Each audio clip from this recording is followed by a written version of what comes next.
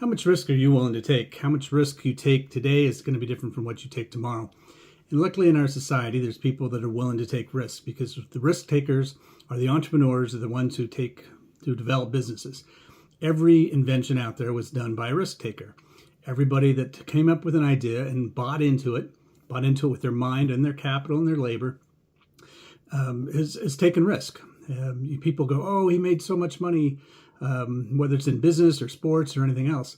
You know, a good example that everybody understands, the sports guy, the person who excels at soccer, they didn't sleep in. They didn't take it easy. They always were practicing and working out. It's very few people that it's natural ability that can do it without working. So the cost to them has been that they've been working out. The risk is that they'll never make it good enough to be pro.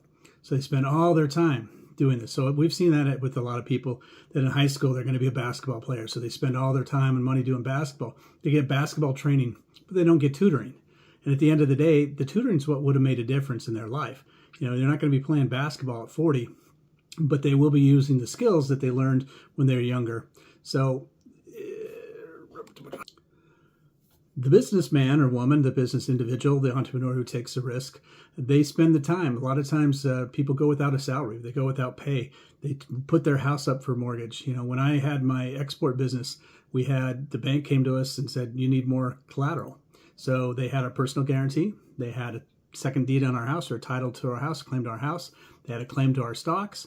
And in that case, they even had my father-in-law sign for the loan. So they had 4 different ways to get their money back. So they were covering their risk. They had very minimal risk. In fact, banks are typically risk avoiders. They don't want to take risk.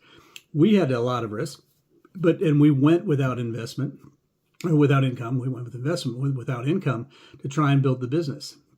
And sometimes that succeeds and sometimes it fails. And, you know, people say that people give back. You know, a lot of people are saying, oh, Bezos and Gates, they're giving back. Well, they didn't give back because they didn't take. They developed a product or a service that we were all willing to pay for, and they were better than everybody else. Now, the fact that they made lots of money and are willing to reinvest it in society. Some of them reinvest it by giving it away. Some of them reinvest it by saying, okay, I'm going to explore airspace. I'm going to explore science. I'm going to do things that take risk. And for a rich person, for a millionaire or billionaire to lose $1 million or $10 million or $100 million, it's much different than if you or I lose, you know, one paycheck. So it's we need people to take risk. Those rules a lot of times are filled by government. The government's looking at the long term and saying, okay, we're not going to make any money on space exploration today, or we're not going to make money developing solar energy or battery energy, but we want to get there. So how do we incentivize and how do we get there? When you're looking at risk and deciding whether you want to take the risk, and I'm going to stop at this because I'm not going anywhere with it. Thank you. Bye-bye.